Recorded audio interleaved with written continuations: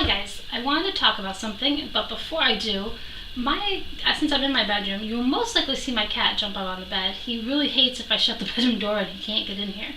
He tends to sleep on my bed during the day. So, I wanted to talk about yarn. Now, I don't know about you, but I have been gifted yarn over the years, and I've also obviously bought yarn over the years. Oh, there's my kitty cat. And he's going to be nosy with the yarn.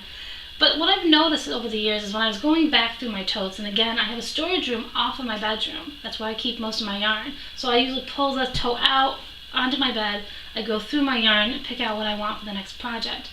Now what's interesting though is I noticed this last few times that I'm not inspired. Like when I'm going through my yarn, it's like I don't see myself making something with that. So the question becomes, do I get rid of it or do I keep it? But then I start to think, well, what if somebody gifted me that yarn?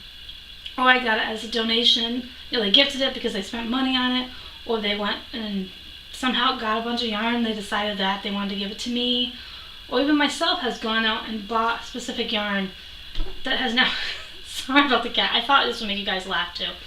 He will probably find a spot in about a minute to lay down. But, so I thought I would just show an example, for example, I'm going through this is the messy bun hat yarn that when I made not the messy bun, my bun hat that I made. This is the yarn that I use for it. But I don't know if I'm actually inspired to make another project with it.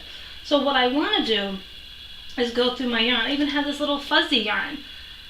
I could see a baby hat being made out of it or something, but at the same time, I'm going to go through each of my totes and actually think about, is this yarn serving a purpose or is it just taking up space? There's no reason for any of us to keep yarn that isn't inspiring us.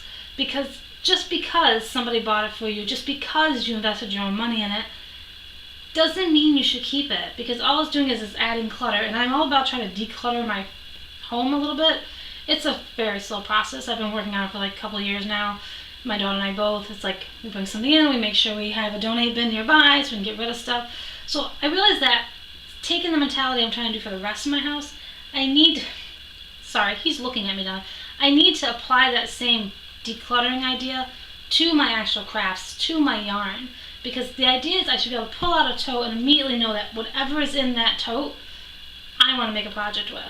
I don't want to look at it and be pawing through it, which I have done before, pawing through it going, okay, will I make something out of hot pink again? Most likely not. So in a sense, this should be donated and given to somebody that would make it.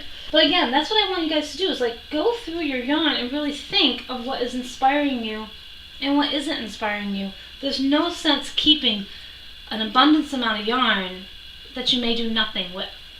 So comment down below if you've ever had that situation where you've looked at yarn and know that you're most likely not going to make a project out of it, but you held on to it because you felt guilty.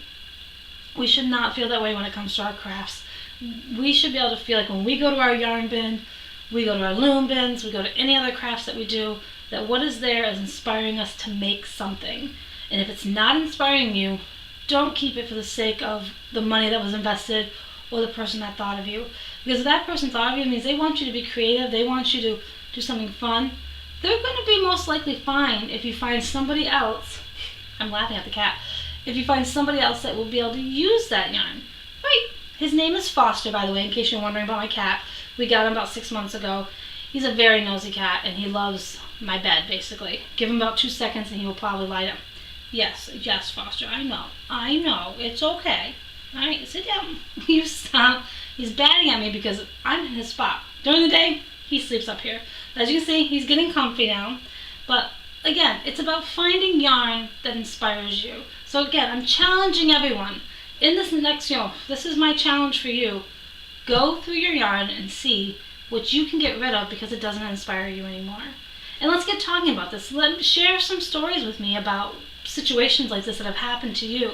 And again, I actually like this yarn, and I see a project with this yarn happening in the future. I just gotta look and see if I have any more of this yarn.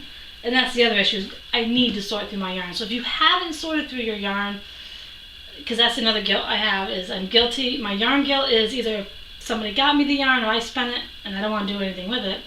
And my other yarn guilt is not being as organized as I want with my yarn so that I can be more productive in projects that I want to make for myself and for you guys. So I hope we can get the conversation started. I I hope you didn't mind my cat too much. Yes, he's a very nosy cat. And in case you're curious, yes, this is a crochet blanket that I made a few years ago. It's the ugly blanket that I had some posts on my website about. It's actually on my bed. It's not big enough for a queen size bed, but it works. But yeah, this is the ugly blanket that we're sitting on. So have a great day, everyone. And I hope this video just kind of gets you thinking about letting go of your yarn guilt.